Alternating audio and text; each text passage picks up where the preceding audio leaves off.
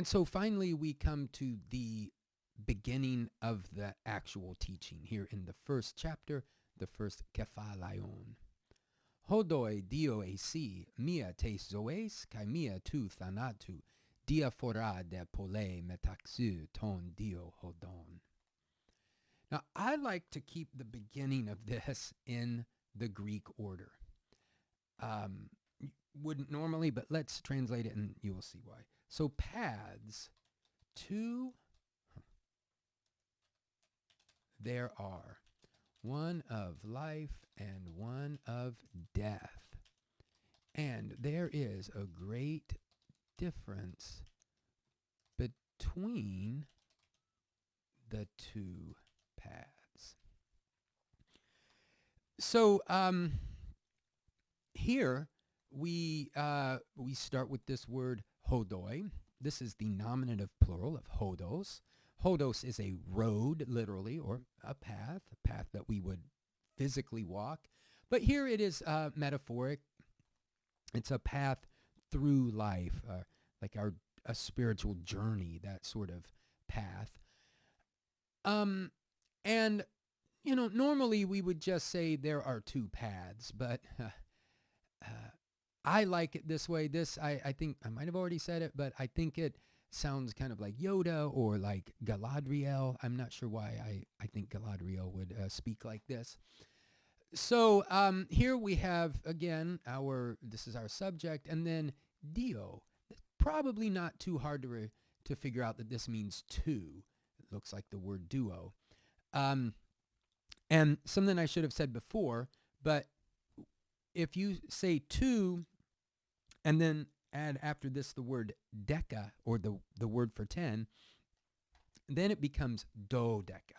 That's where we get the word 12. So it's like you have to understand like 2 plus 12, not like in Japanese, Chinese, Thai, other Southeast and East Asian languages where if they say 210, they mean 20.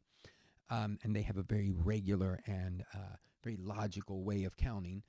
Paths, two there are. So this is our third person plural, present active indicative form of the verb to be. Again, you could just say there are two paths, but here, in this case, we're emphasizing the paths. That's what this is about. Two paths. Μία tes ζωῆς, kai μία tu θανάτου. One of life and one of death. Now hold on. This word μία is feminine. Yet this word, if you don't know, it's masculine in form. But, and I think this would probably cause certain high-profile people who are very vocal about certain subjects to lose their minds. But this is just the case that there are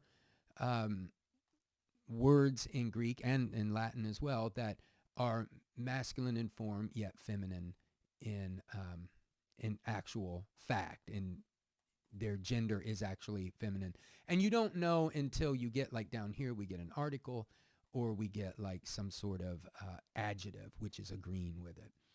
So one path, we have to understand path here, μία ὁδός, tes ζωῆς is of life. Ζωῆς, this is the genitive.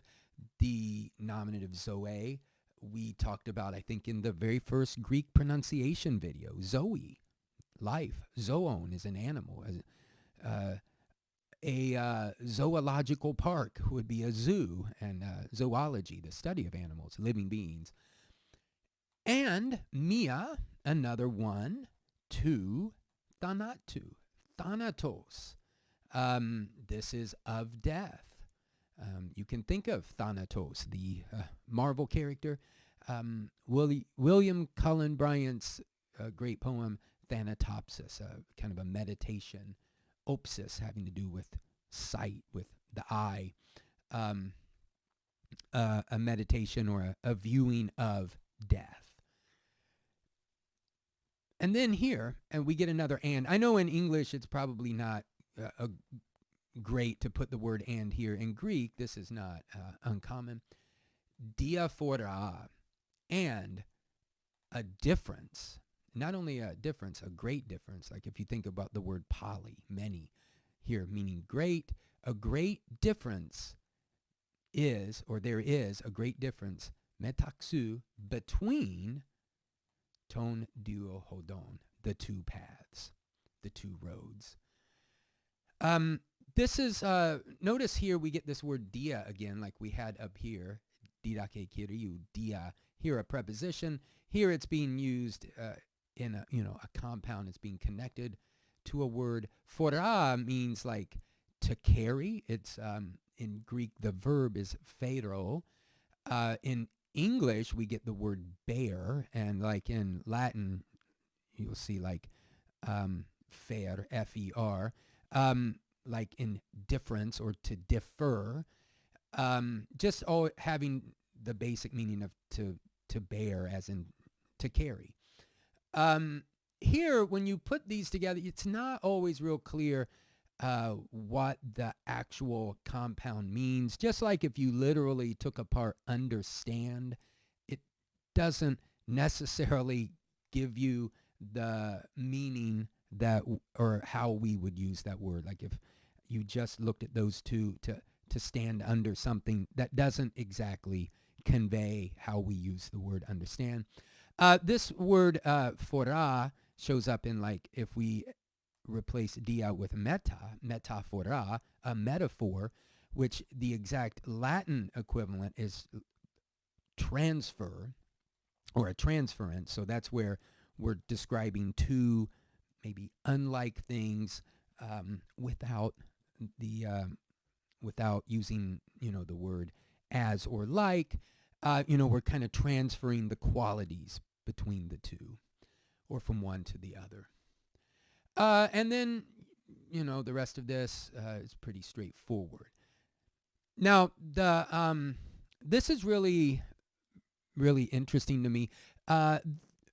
If you are familiar with the Buddha's Dhammapada, the steps to the Dharma, the first chapter, the first Vagga, really sets out this, or deals with this same idea, that there's a path of the bright, kind of clear mind and the spoiled, corrupt mind.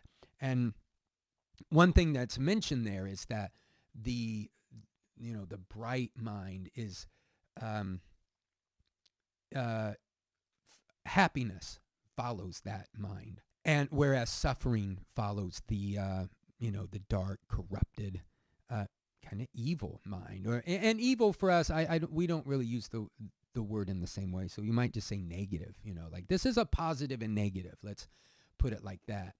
The path here of life is really about wakefulness, and it's really about turning away from our base, sort of just our baseline instincts. And we'll see that as we go on here, that really this path of death, you might think, well, everyone dies. That's not what this word death is signifying. This is the way of like illusion and sleepfulness, and not turning ourselves towards the, maybe the one, the divine, what is most noble and high. That, turning towards that, is the path of life. And, aligning ourselves with what is most real.